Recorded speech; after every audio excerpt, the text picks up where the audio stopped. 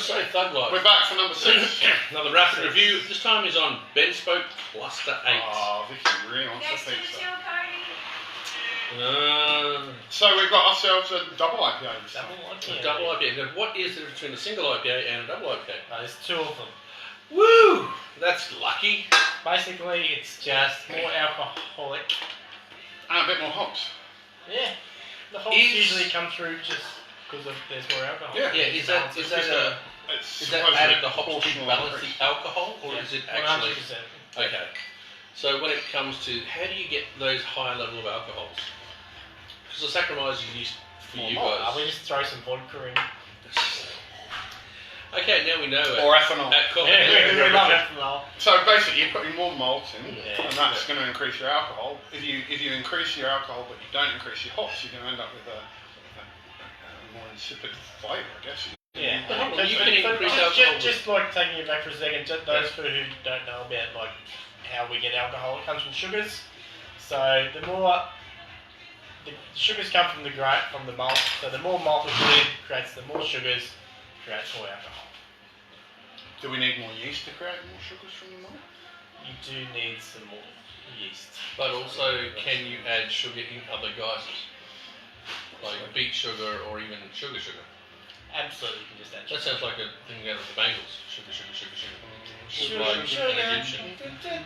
Yeah. Anyway, So, so there's lots of ways you can increase the alcohol content by adding extra sugars, but if you use what we call adjuncts, so anything that isn't the malt, you'd be calling an adjunct, and that will start to have effects on beer over a certain amount. So, like most Belgian beers, and quite a lot of the English beers use a caramel or what we call a candy sugar as an adjunct.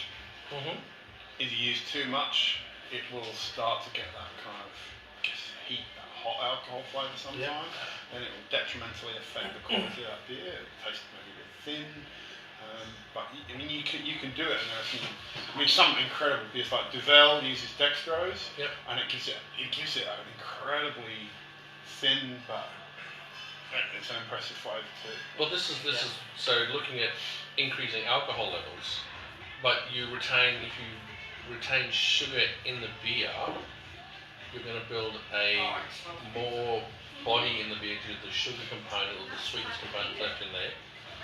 But therefore, like, do you add cane sugars or anything like that into beers? Like, I know some of the big companies may use cane sugars in their beers.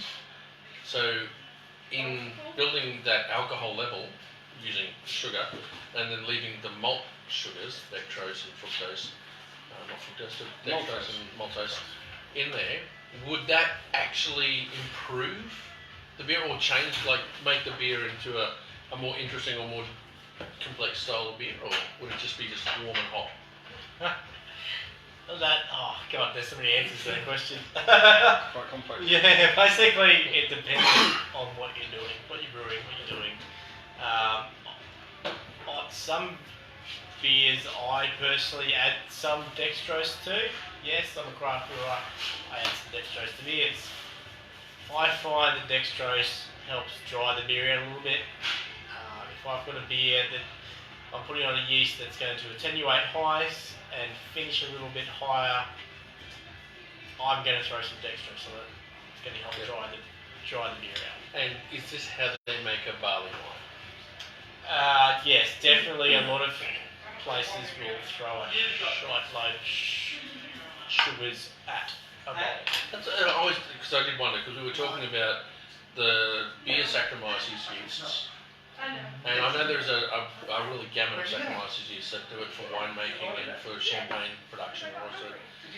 So this is what I was sort of alluding to, is like, do the beer yeast get to a certain percentage and then die off or stop, and then you have to add another strain of yeast onto that, or do you use just a strain of yeast that's going to get to the... To finish out? Yeah.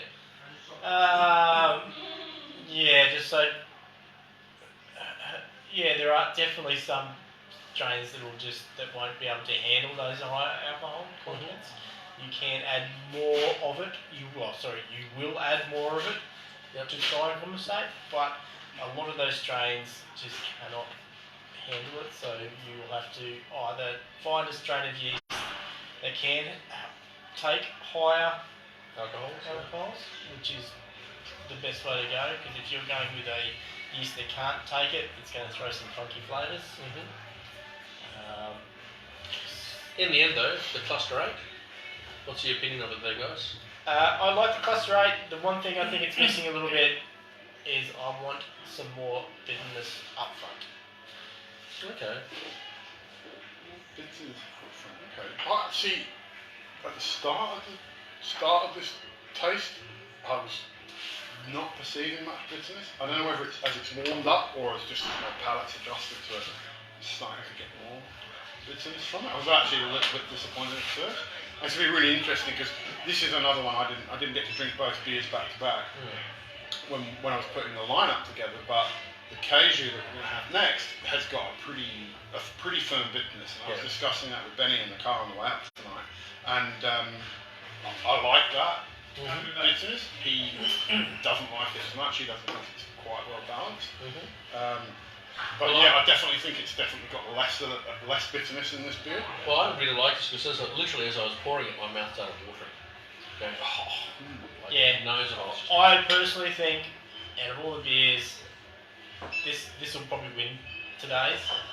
Going from an Australian perspective, that'll be the beer that I reckon will win. Oh no, we've got Kaiju and Mega Hornet to go. Yeah, I know, but like we're going off Australian. And we've got Benny's Black. And Benny's Black. Okay, so I suppose we'll move on to that now. Get away. I can't get it off my head anymore. There it is. Oh, stop it, you. You just don't have the face. Come on, Dave. I think it's because you're sitting too far back. I'll just snuggle in here like this. We'll see you later.